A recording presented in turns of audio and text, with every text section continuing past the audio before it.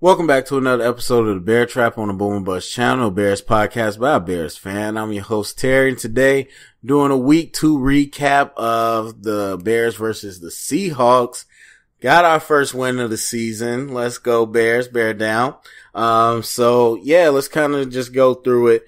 Let's start with the offense. So the offense, I wouldn't say we had a rough week this week, but I would say we continue to see some of the themes that we saw last week, specifically when it comes to Trubisky and when it comes to the offense as a whole on third and short. And I'm hoping that it's just kind of a 2-game thing and that our whole season won't have this 3rd and 1 or, third and short stigma, because that'd be really weird in an offense that's supposed to be as open as Matt Nagy's for us not to be able to get short yardage.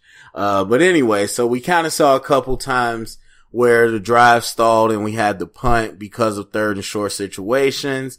So that was something I noticed. But then we talk about Trubisky.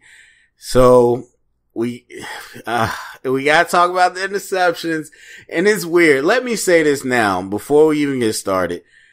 Do not start with this Patrick Mahomes Trubisky stuff. Please do not. I do not want to hear that. That is such an unproductive conversation on so many levels. And if you've been listening to me, you already know why I don't want to have that conversation.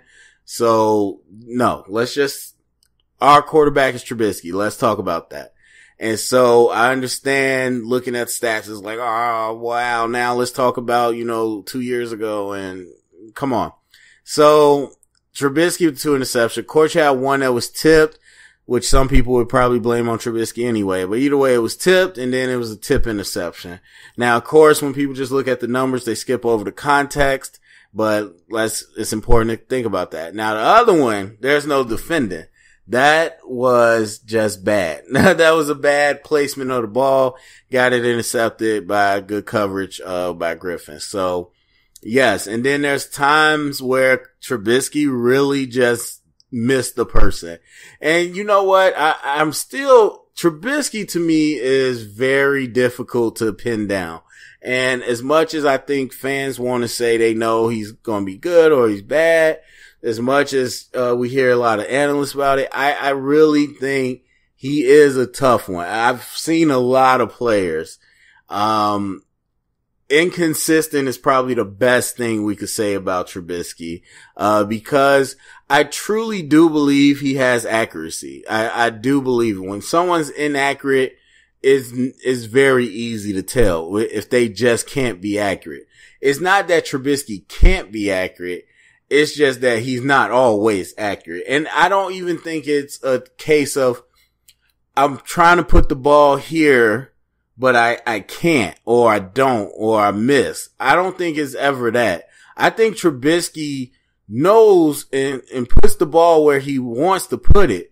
I just think his decision making of where to put it is wrong sometimes.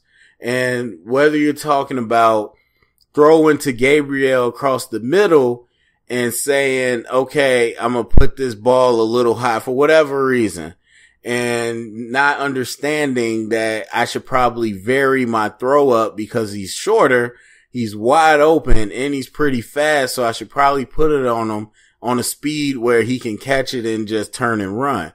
I think it's more that decision-making process. Now, again, I'm not saying definitively, I don't know, but from my vantage point, I think from what I've seen with Trubisky from college to now is that he can put the ball wherever he wants to put it. It's just that sometimes he decides to put it in the wrong place. And so there's that. Cause I mean, even like you said, the interception with Griffin, if you want to say, oh man, Trubisky couldn't put that ball in the right place, he definitely could. We've seen him do it. We know he can do it. It's just that when he decides, okay, I'm going to put this much on it at this moment, or I'm going to do this type of throw, I think that's the problem he has, is when he makes that decision. I don't think the execution of it, because I remember when he threw the interception, you had Booger McFarland, they were like showing his lower body mechanics. And I was out at like a B-dub, so I couldn't hear the audio perfectly, but like I could hear them kind of talking about his lower body mechanics. And I'm like, that had nothing to do with it. His mechanics were actually really good. They were fine. And so he could have put the ball in a better place. It's just he decided I'm going to put air on this ball when he probably should have put the ball, aimed for over the shoulder, because we know he can put it there if he chose to. So that's just me. That's how I personally feel like Trubisky is. And then of course there's the whole reading the field, but that just goes with the decision making process as well, is that the way he reads the field, but it's incumbent of a second year player. Like when the plays are prescribed, and I feel like I've said this before, but when they're prescribed and they're like, there's a clear, distinct where he's supposed to go, he can do it. It's the plays where he has to read the field and make the decision. That's when it gets murky. And so we see some of these younger quarterbacks doing well when they have prescribed plays and they know where to go. Some of them they improvise and they make it look good as well. So they do have that ability, and Trubisky has that ability sometimes too. But either way, young quarterbacks in general, it's just something they go through. They don't always read the field that early on in their career. And so I'm not sitting here saying it's good, but I'm also saying it's not like abnormal. This is what we see with young quarterbacks. So some people say you try to make an excuse for him. I'm like, not really. It's just kind of the truth of the matter. So anyway, spent a lot of time on Trubisky. But yeah, I think with the Seattle not being what it was, even though with good players, not having Bobby Wagner, their pass rush is nothing like it used to. I mean, Charles Leno was doing pretty decently in this game. That's how you know that pass rush isn't the same. So I think with all those factors, we should have been a lot more efficient. We should have probably put up more points. So as far as a grade, I'm going to give them a B-. I mean, we did score some touchdowns. We still look like a competent passing team, unlike last year. So yeah, I'm going to give us a B-. Defensively, I mean, this is such a broken record. This is kind of the same stuff I've been talking about. But yeah, Aaron Lynch, no, I'm not a fan. Not at all. I mean, I know he had a couple plays, like one on the screen or whatever. But like that screen play, the only reason he made that play is because he was still being blocked at the line of scrimmage and everybody else was upfield. That was the only reason he made that tackle. But yeah, Aaron Lynch, I'm not sure what he's doing. That man is sticking on blocks. Like, I don't see no hand play from him. So not down with that. We had Roquan, pretty much take over the job with Trevathan, and that's what we wanted. That's what it should look like. I don't think this game needed us to do anything over the top. And I don't think Roquan did anything over the top, but I would say it looked how a starting defense should look in 2018, because the fact is linebacker is a different position than it used to be. And so it looked like us able to cover ground, to chase down quarterbacks, to do all these hustle things. And so Roquan just brought that athleticism with him. And you know what? This is projecting down the line, but I'm so worried he's not going to live up to expectation. Not that he won't be good or he can't be great. It's that people putting him on a super pedestal. And I just watch him play and I'm like, yeah, man, it's pretty good. But then I'm thinking like other Bears fans are probably like, they want Urlacher and Singletary and all this crazy stuff. And I'm like, yeah, he's not going to be that. So I feel a little bit bad for him with that. But he does add that dimension though that I think we just don't have. And I hate it, to feel like Nick Kwiatkowski is like being screwed, but he just is a liability in the pass coverage. So there's that. Khalil Mack is Khalil Mack. I mean, Khalil Mack brings a whole nother level. It's so interesting because Seattle's offensive line isn't known to be that great. And so add on to the fact that it's Khalil Mack, you saw all the different ways they tried to chip and double team and triple team. And so it's so nice to just see that dynamic that somebody has to account for. But Leonard Floyd with that club, not doing nothing in pass rush. I'm sorry to tell you. Coverage, maybe running down a play, fine. but he is not pass rushing one-on-one. That club, he's so ineffective.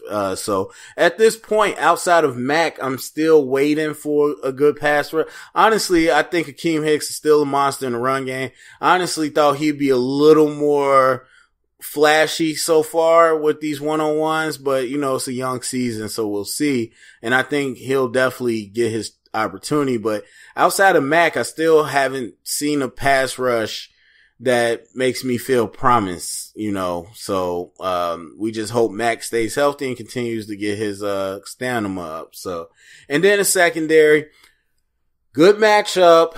Actually, it's a good matchup because we didn't have Doug Baldwin, but, have to play him, but good matchup for Prince where he got to play Brandon Marshall a lot. That's I'll take our receiver or our corners against big body receivers like that most days. So I'm fine with that. It's the Tyler Lockett's, the Doug Baldwins of the world, the Golden Tates, the ABs. Those are the guys that scare me. So, Kyle Fuller, he was in good position on that touchdown. I mean, he didn't play the ball like with his head turned around, but as far as, a trail technique, I can't really knock him for that. That was just a well-placed ball, and he didn't get exposed or anything. I thought our pass rush, for the most part, did a good job, and the blitzes did a good job of containing Russ.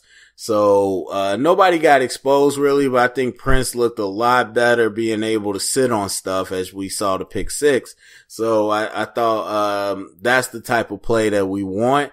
Not always going to be able to do that, especially you saw when we play Green Bay, you get teams with speed. We got to back off. So, we won't always be able to do that, but I thought we were pretty fine. And I'm really liking Eddie Jackson and Amos. I think Eddie Jackson has played with an effort and an IQ in the run game to this point that we're able to switch Amos and Eddie Jackson in different coverages. And I really like that. That makes us very dynamic. So I've actually really enjoyed the safety play so far. I know people are going to talk that Randall Cobb thing, but that's Aaron Rodgers and chemistry. So I really enjoyed the safety so far. And, they barely moved the balls, a lot of 3 and outs. I think we did a good job. We didn't dominate or anything, but I thought we did a really good job. So I give, the defense, I get a defense at A-. And special teams, I like Cohen as the punt returner. I was asking earlier, would he get to a point where he would, really show a domination as the returner? And I like that. I think overall we play smart special teams. I think we're pretty disciplined. So I don't really like grading the special teams, but I think we did a solid job. So overall, just kind of going forward, it's going to be interesting. I think for people that want Trubisky to flip the switch and just go on and dominate, I don't think that'll happen. I think there'll be games where he flips the switch when the matchup allows him to, and he gains confidence early on. But I really don't think this is going to be an instant fix. I think it's going to take some growing pains. And I know people say that all the time, and then fans turn around in game 1 talk about benching somebody.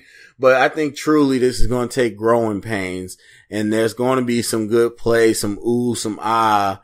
And, there's going to be some, crap, so that's just how it's going to be.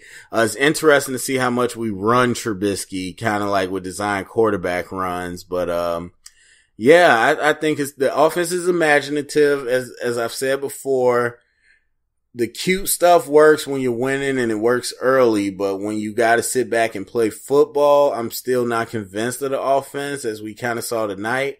We didn't roll the Seahawks defense like we should have. So I'm still not convinced, but I think the cute parts of the Nagy offense will keep teams guessing, early on. So that's okay. And, I'm not too worried about the defense. I mean, I've already said what I feel about the secondary. It's just all going to be predicated on the offensive line. If we got a team we can expose, then there's going to be the triple teams for Mac. There's going to be the press coverage opportunities, all that good stuff. And so I think we did a way better job on Russ than we would have in any other year. So Yeah, I think solid win today. It kind of is all on Trubisky. I hate to keep talking about it like it's a hot button topic, but it kind of is all on Trubisky. I mean, Howard's getting involved a lot more in the passing game, but he's splitting carry, not 50-50, but darn near with Tariq Cohen. Tariq plays a whole bunch. And so, they're doing their thing. The O-line has been pretty decent so far. The receivers get open. I mean, it's competent. We got playmakers. So it really is just on the trigger, man. And so, that's kind of just what we got to look at going forward.